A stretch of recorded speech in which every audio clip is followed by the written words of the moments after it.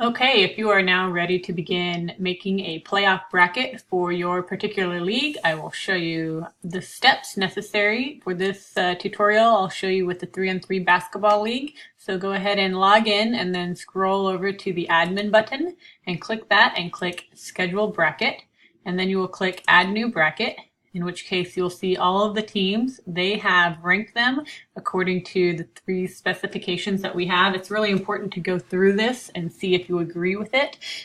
Some teams might have the same win-loss record, in which case you would go back and see, did the Splash Brothers win when they played against Dante's Inferno? You can change orders. You can go 1, 2, 3, 4, 5, however you want. If you don't like that order, you can click them again. So we'll go ahead and do 1, 2, 3, 4, 5, 6, 7, 8, 9. Only 9 of the 13 teams are going to be participating in playoffs because the other 3 forfeited more than twice. So then you can go over here on the left and you can name it whatever you want it to be named. 3-on-3 basketball play off bracket.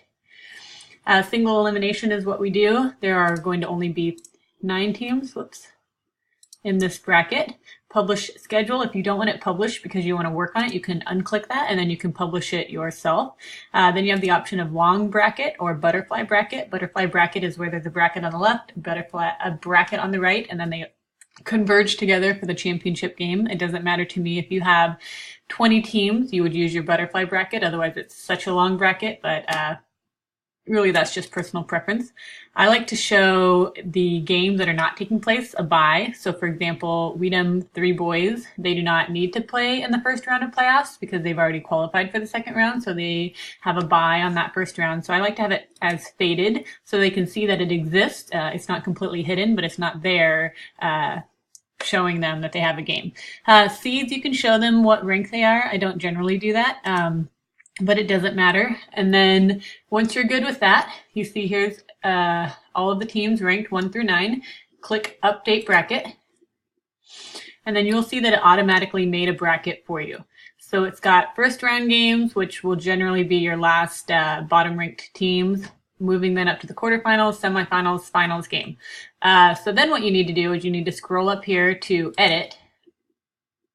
And now you are able to type in the date of when the game took place, what time the game took place, or is going to take place, sorry, the facility, which actual court, and then see this team will play, and then the winner of that team will play right away again. And you can type things in, or you can scroll, making sure that you're clicking the correct facilities for all of these.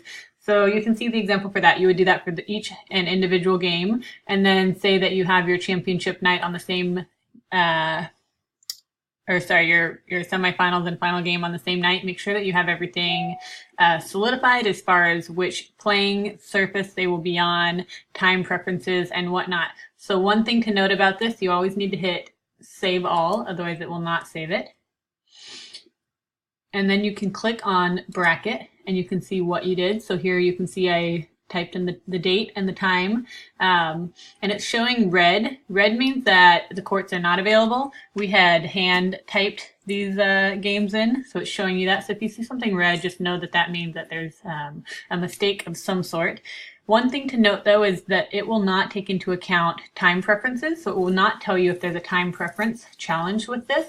So I like to have another website open, and then I like to individually go in with each team.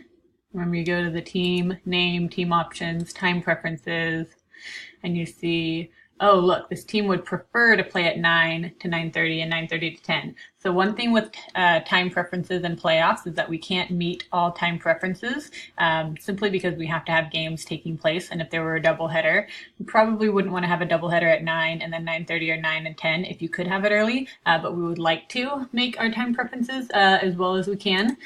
So say that 3 stars plus another guy wins, you would then go in and you could update the score. So open scorecard, points, save, and it would automatically send that team over to here. And then whenever this team takes place, the winner would automatically go to here and the winner would automatically go to there.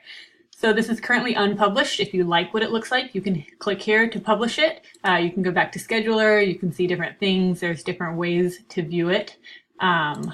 General, going back again just to make sure that you ranked it correctly. If you need to do any editing, that's fine. And then once you are done, if we'd hit publish, it would have showed right here. So then everybody would see it, and then they would be able to see it on their app as well. So it's a pretty easy process. Just have to make sure that you're checking for time preferences.